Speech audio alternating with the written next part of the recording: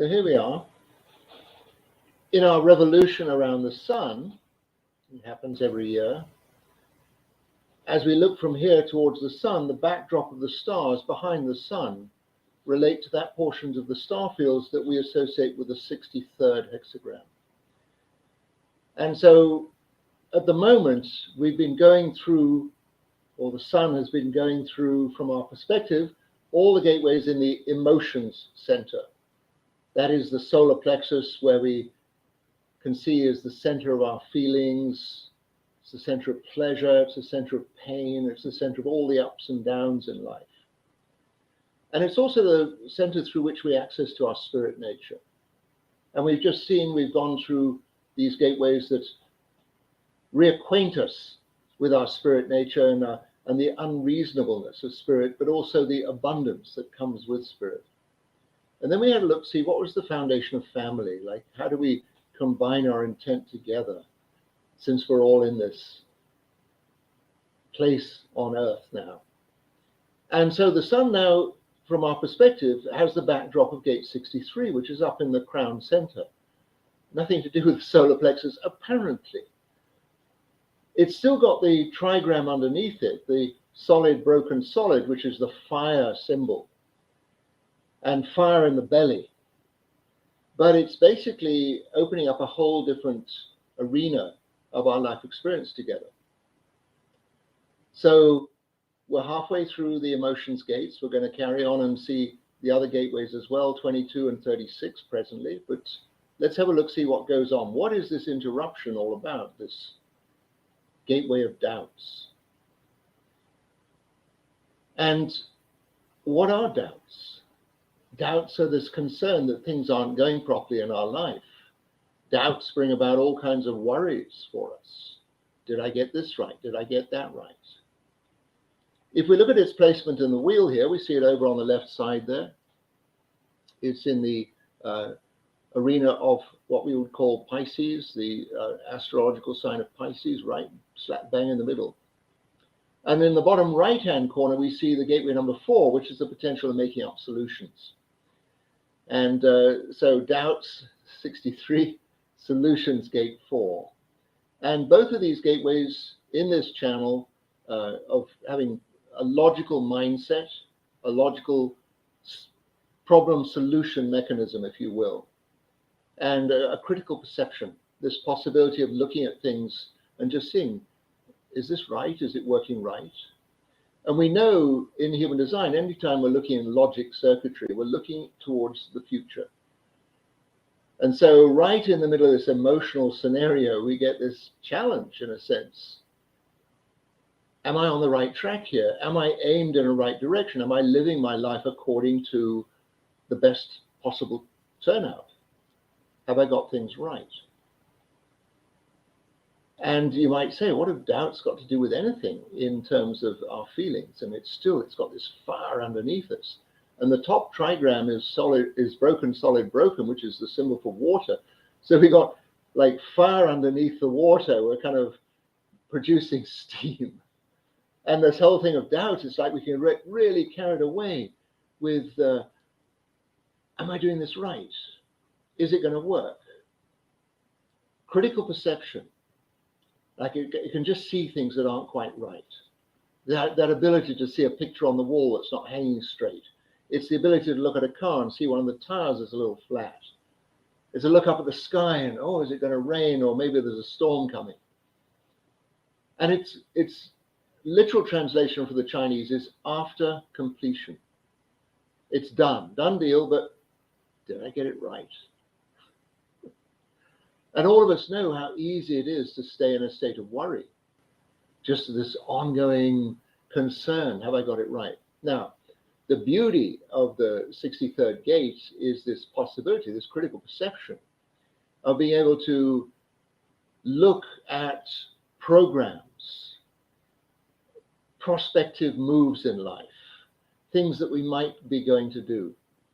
And the 63 has this perception of being able to see, there's a piece missing here, right? Or there's something else needs to be completed here. It can literally pick holes in things. Why is it not working properly? And so from a point of view of looking at systems like machines and things like that, very quick on working out what it is that's going wrong with it.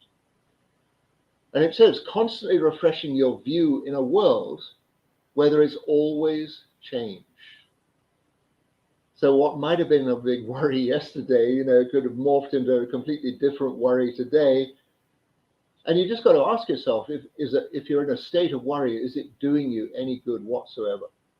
Is it a healthy thing to have in your life, to be constantly churning things over in your mind? Does it ever come to a resolution? And so the fourth gateway on the other end of it can immediately bring out a solution.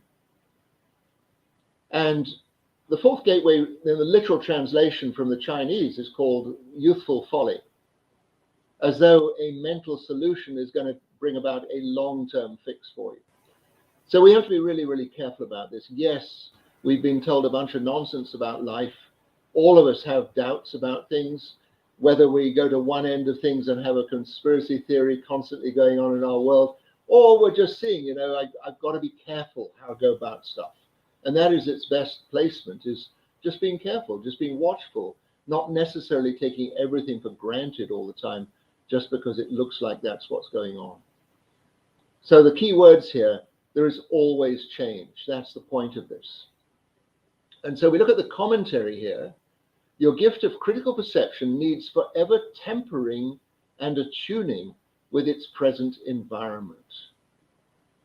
Right? Keep it up to date. Keep the worries up to date, or, just stay with it. What is it that really needs the attention? Fulfillment is attained through recognizing that ultimately everything is in its right place and order. Everything's just right. Also, and because this is in the logic circuitry and the collective circuitry, no one likes to be personally criticized, even if you are pressured to comment on their lives. And it's just to say, I've probably remarked on this before, going into somebody's house for the first time, you're a guest there, and out of the corner of your eye, you just see the pictures on the wall are not straight, or the color scheme's a little funky on the wall, or the furniture looks like it's got a hole in it. No host wants to hear this from a guest. It's not a personal thing. It's just, that's how this place is. I walked in here, I agreed everything's exactly as it needs to be. The fact that I can see things are out of order, if the host asks me, how do I like it, and do I see any way things can get fixed up? Absolutely yes. And that thing about having your tie straightened out, about having your face wiped when you've got a bit of food left on, nobody likes that. It's like, do you mind if, or could I point out something to you? It's not personal. That's the thing. It's always just checking. It's always just looking to see, is everything up to speed? Is everything in a state of working order? So let's have a look through to the lines. And as always, first line's always at the top of the deal. First lines kind of describe, if ever you want to know, really, what's the foundation of the hexagram? What's it all about?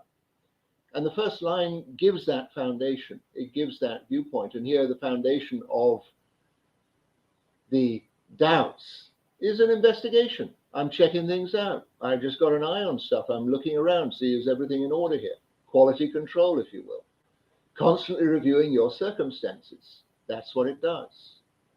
Just constantly checking. And here it says you either retain or lose your poise as the effects of your achievements become apparent. We said after completion. It's a done deal. And we're still worried about it. We're still, oh my goodness, I missed out the key part of the whole thing. So here the sun, you're not overly distracted by the pressures that accompany achievements. Okay, done deal. Next, move on to the next thing. We'll check out the new thing now. With the Mars energy here, continuously analyzing your life, you still seem to chase unnecessary achievements. Am I managing okay? Am I up to speed? Have I got it right? Am I achieving what I set out to achieve in this lifetime? And Mars can always be very busy. And the thing of it is there's a lot of acceptance about what it is that we pull off, the things that we do. Of course, the great thing is to be present and available while we're doing it, to be present in our actions. But there is this thing, there's this constant investigation goes on. Have I got it right? Do I need to do more? Is it finished? The second line here, being reserved, remaining steadfast in your life quest for personal integrity. We're talking about a collective thing here, and the collective is everybody's viewpoints, opinions, the way we've always done it, traditional concepts, the rule systems, the belief systems. And here the second line is very natural, being reserved. I'll hold my judgment back on these things a little bit. I wish to remain personally integrated in this. I'm not going to point out criticism about everything unless it's really essential. You hold true to your aims through difficult times, whether you impress others or not. Isn't that really a foundational statement for all of us? Is to stay true to our own aims, to our own process through life, through our own journey, and not get thrown off or distracted. Oh, I got this wrong, or you don't know about that. And here with Jupiter, you can share your doubts with others while never letting go of your own inherent purpose. Life is a chance to create purpose. Uranus here, being vulnerable in difficulties, leads you sometimes to doubt your own and others' purposes, getting knocked off balance. Second lines always have this quality. They're very natural, very straightforward, easy way of getting involved in things, or leaving things alone. Count me out. And here it is, there's the possibility with the second line. The moment somebody gives input, you're not doing this properly, or it's not working out the way we expected, you can lose the sense of purpose of what it is you're about in the first place. And all of us know how easy it is to get distracted if we're not staying true to our own process, our own aims. The third line here, revitalizing, considering high ideals in all matters. Right? Remember, we're in this arena of doubt here. Is it right? Is it going to work? Is it proper? Is it fixed right? Is it going to break down? Is it going to be sufficient? And here the third line says, okay, we'll just stay to the principle of high ideals in all things. There may be a point to criticize, but let's just see, can we raise the bar? Can we keep things on a high level? And here you eventually find out how to attain your goals and see who and what can help you. Where is the assistance here? Where are the people that understand in the sharing of your points of view and the way you consider what it is you're examining? The pressure to achieve compels you through profound doubts over your aims and allies. Right? Sometimes people let us down, or they can't see what it is we're going towards. And here it is, there's just a pressure to achieve. I got to carry on with this thing. Hell or high water, I'm going to go through it. Even though the doubts are coming in, it doesn't look like it's holding together. And so the third line, this experimental line, always jumping into things head first, gambling, risk-taking. And here it is, I'm going to stick to the principle. I'm going to stick to the high ideals here. And the other side of it, sometimes you're rigid with yourself and others while pursuing your objectives. I don't have any room for flexibility here. I'm just going to stay on the track here, stay on the railroad track regardless, whether it works out or not, whether it's a success or a failure. I'm just going to stay with that. And we can all see that, putting on blinders in a way. We don't want to see anything different. And there it is. It's the doubts. If I look to the side, I'm just going to freak out altogether. I'm not going to be able to continue with this. The fourth line here, fourth line is always the one that wants to bring other people together and get everybody included in this. Can you see what I'm looking at? Can you follow my doubts? Can you see my concerns here? And the line is called being clear, remaining alert for potential disturbances to your fulfillment. You're just checking to see, is everybody with me on this? Are we all looking at the same thing here? We're all clued up to the things that might fall to pieces. Are we done with this? Are we clear? Good. By describing your thought processes to others, you alleviate any doubts in a timely fashion.